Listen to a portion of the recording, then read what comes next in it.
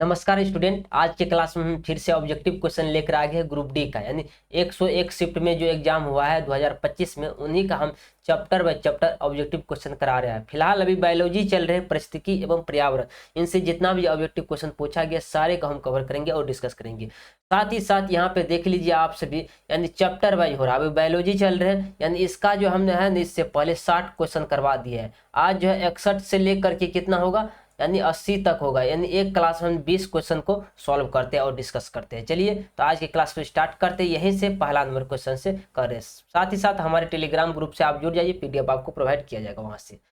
यहाँ पे देखते हैं पहला नंबर क्वेश्चन को। सफल मधुमक्खी का सब क्या है, सफल मधुमक्खी पालन के लिए प्रमुख शर्त क्या है। यानी सफल मधुमक्खी पालन के लिए प्रमुख शर्त क्या बताना है, इसमें से चुनना है। 4 ऑप्शन दिया गया आपको, इसमें से चुनना है। यानी सफल मधुमक्खी पालन के लिए प्रमुख शर्त क्या है, तो यहाँ पे देखेंगे प्रमुख शर्त जो है ना, देखेंगे क्या होंगे, वर्ष भर पुष्प पौधा की उपलब्धता। यानी पूरे वर्ष यदि पुष्प पौधा की उपलब्धता यदि रहेगी तो क्या होगा, मधुमक्खी वहां पे पालने में आसान होगा, लोगों के सबसे महत्वपूर्ण होगा। ठीक है ना, तो ऑप्शन नंबर सी को टिक करिएगा। यहाँ पे देखेंगे पुष्प पौधे की उपलब्धता मधुमक्खी पालन हेतु आवश्यक है। देखिए यदि पुष्प नहीं रहेगा तो फिर मधुमक्खी शहद नहीं बना पाएगा, फिर शहद नहीं बनेगा तो क्या होगा, उसमें वृद्धि नहीं होगी। इसलिए जब आप पालना चाहते हैं, यदि पालन के लिए जो शर्त है मुख्यतः रूप से यानी पुष्प का होना अत्यंत जरूरी है। ठीक ना, चलते आज का दूसरा नंबर क्वेश्चन पे। यहाँ देखेंगे भाषण कर, रैनी गांव में चिपको आंदोलन की शुरुआत किस घटना से हुई है। यानी रैनी गांव में चिपको आंदोलन जो हुआ था किस घटना, पेड़ की कटाई। यहाँ पे देखेंगे पेड़ की कटाई हेतु ठेकेदार को स्वीकृति, यानी इस कारण से यानी वो शुरुआत हुआ था। यानी ऑप्शन नंबर बी को हम टिक करेंगे। ठेकेदार को पेड़ काटने की अनुमति से आंदोलन शुरू हो गया था। क्या हुआ, पेड़ कटाई से आंदोलन यह जो शामिल है, सीधा समझ लीजिए। अब यहाँ देखेंगे 63 नंबर का, कर किनकी मोती बनाने के लिए की जाती है, किनकी खेती मोती बनाने के लिए की जाती है। ऐसा नाम बताना है आपको जिनका की मोती बनाने के लिए खेती की जाती है। कौन सा है, तो यहाँ पर हम देखिए सीपिया है। क्या है, सीपिया हम बात कर लेंगे। सीपिया ऑप्शन नंबर डी का हम टिक कर लेंगे। यानी सीपिया की खेती मोती उत्पाद हेतु होती है। कहाँ पे होती है, सीपियो की खेती मोती उत्पाद हेतु होती है। ऑप्शन नंबर यहाँ पे हम डी नंबर को टिक करेंगे, करेक्ट आंसर। अब यहाँ पे देख लेते हैं 64 नंबर क्वेश्चन को। कौन सी विधि मानव निर्मित कचरे कौन सी विधि मानव निर्मित कचरे के प्रबंधन में सहायक नहीं होगी। कौन नहीं होगी सहायक, तो यहाँ पे देख लेते हैं। यानी प्लास्टिक कैंडलिक प्रबंधन में सहायक नहीं होती। क्या होती है, प्लास्टिक होते हैं लैंडफिल, क्या कर लैंडफिल प्रबंधन में सहायक नहीं होती। ऑप्शन नंबर डी यहाँ पे नहीं दिया गया, तो फिलहाल आप यहाँ से व्याख्या साहब इसका क्या करते हैं, आंसर को टिक कर सकते हैं। 65 नंबर देख लेते हैं। करा फसल संरक्षण प्रबंधन में कीटनाशक के उपयोग द्वारा किससे नियंत्रित किया जाता है। किससे नियंत्रित किया जाता है, कीट को नियंत्रित किया जाता है। यानी ऑप्शन नंबर सी को टिक करेंगे। कीटनाशक कीटों को नियंत्रित करते, क्या करते, कीटों को नियंत्रित करते हैं।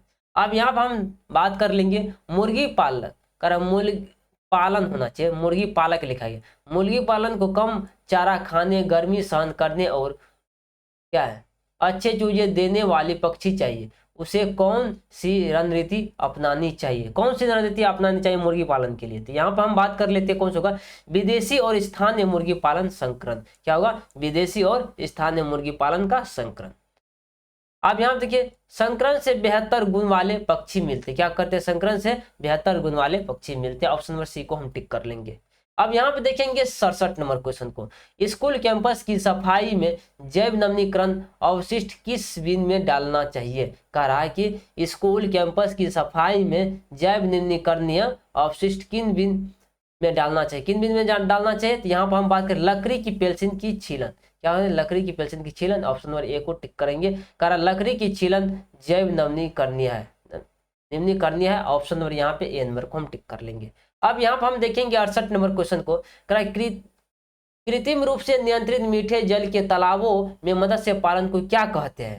यानी कह रहा कृत्रिम रूप से नियंत्रित मीठे जल के तालाबों में मत्स्य पालन को क्या कहते हैं, क्या कहते हैं, तो मत्स्य संवर्धन कहते हैं। ऑप्शन नंबर यहाँ पे हम ए को टिक कर लेंगे। तालाबों में पालन को कल्चर फिशिंग कहते हैं। अब यहाँ पर 59 में जल संग्रह क्यों आवश्यक है, जल का संग्रह क्यों आवश्यक है, ये बताना आपको। यानी जल का पूर्ण भरण करना, पूर्ण भरण करना, यानी जल का यानी पूर्ण भरण करना, इसलिए जल का संग्रह। जल यदि आप संग्रह कर, जैसे वर्षा का जल को आप संग्रह करके रखते हैं तो बाद में उसका सिंचाई के लिए उपयोग कर सकते हैं, ठीक ना, ऐसा समझिए। यानी जल संग्रह भूजल पुनः भरण करता है, यानी फिर से जल को उपयोग भी कर सकते हैं आप। यहाँ आप देखेंगे 70 नंबर क्वेश्चन को देखेंगे, जैव निम्नीकरणीय पदार्थ पर्यावरण में मुक्त होने पर क्या होते हैं। जैव निम्नीकरणीय पदार्थ पर्यावरण में मुक्त होने पर क्या होते हैं, क्या होते हैं, यहाँ पे देख लेंगे हम। सरल घटकों में विहीनचिन होते, क्या होते हैं, सरल घटकों में विहीनचिन होते, ऑप्शन नंबर डी को हम टिक करेंगे।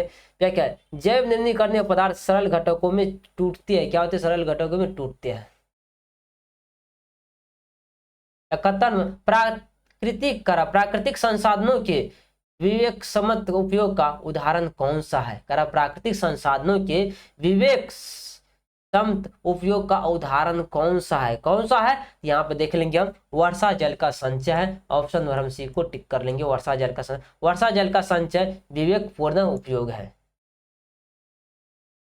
अब यहाँ पे देखेंगे 72 नंबर क्वेश्चन को, अवशिष्ट के पोषक तत्वों से भरपूर पदार्थ में बदलने की प्रक्रिया क्या है।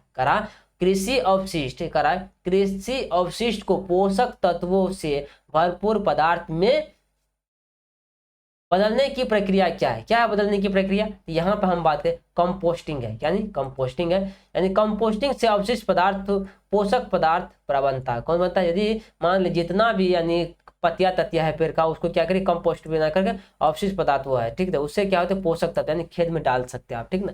यहाँ पे अभी फिलहाल ए नंबर को टिक कर लीजिए।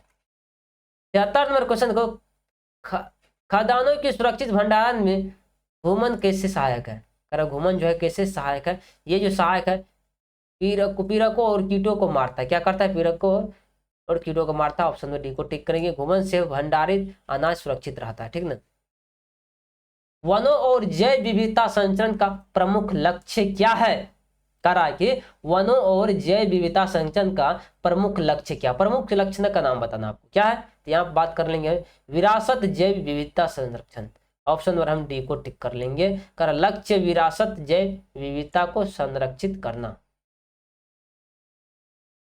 75 नंबर क्वेश्चन, जलवायु प्रतिरोधी संकर फसलें क्यों महत्वपूर्ण है।